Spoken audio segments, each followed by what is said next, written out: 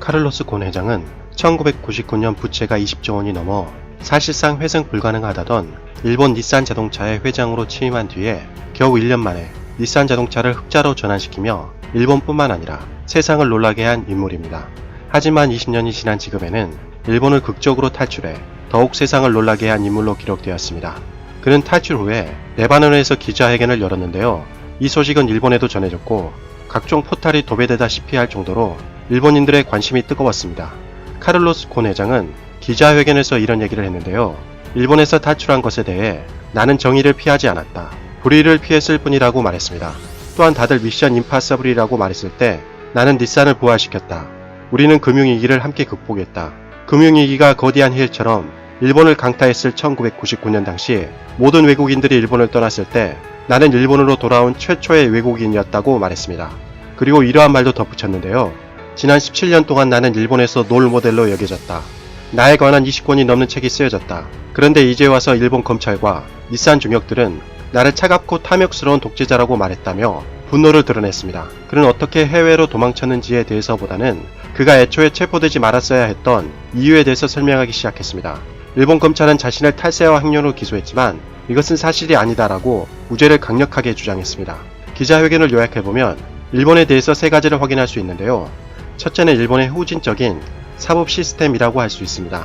카를로스 곤 회장은 일본은 판결을 받는데 5년 정도 걸리며 99%에 이르는 일본의 유죄율은 공정하지 않다면서 일본 검찰이 자백할 때까지 자신을 괴롭혔다고 하는데요. 검찰은 잘못된 정보를 계속해서 언론에 흘렸으며 심지어 독방 감금을 했고 8시간 동안 변호사도 없이 검찰의 조사와 신문 연장까지 있었다.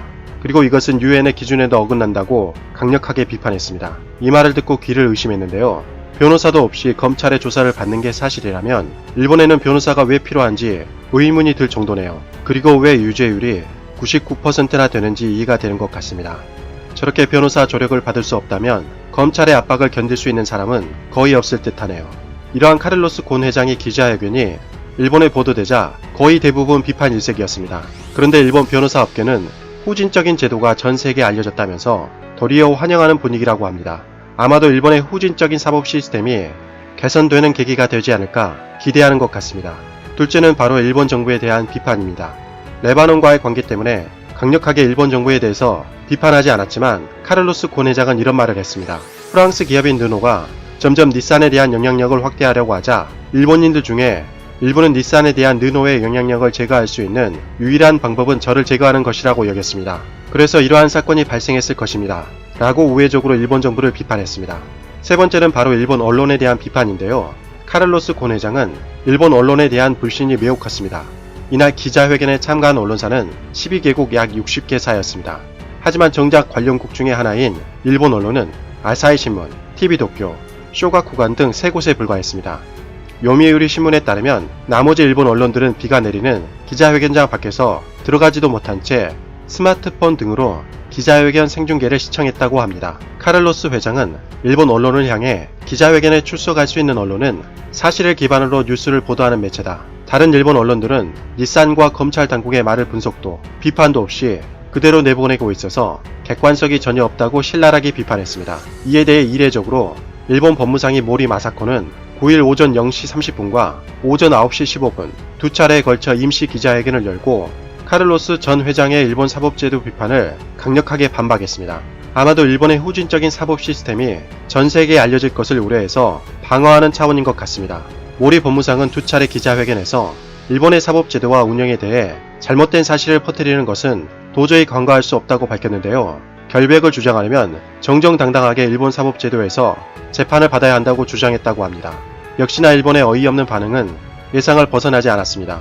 어떻게 보석 조건에 자신의 부인과 대화조차 하지 못하는 조건이 달려 있을 수 있는지 일본은 통렬하게 반성해야 하며 거기에 변호사 입회도 없이 검찰 조사를 받는 사법 시스템이 뭐가 정정당당한지 일본 스스로 돌이켜보는 계기가 되어야 할 것 같습니다. 마지막으로 카를로스 회장은 세계 최대의 유료 동영상 서비스인 넷플릭스와 자신의 스토리를 독점 계약을 체결했다는 한 언론 보도에 대해 넷플릭스와의 계약은 없다고 부인했습니다. 하지만 이 스토리가 만약 영화로 나온다면 정말 대박 히트작이 되지 않을까 생각해 봅니다. 이상 가치왕 채널이었습니다. 지금까지 시청해주셔서 진심으로 고맙습니다. 항상 건강하시고 복 많이 받으세요.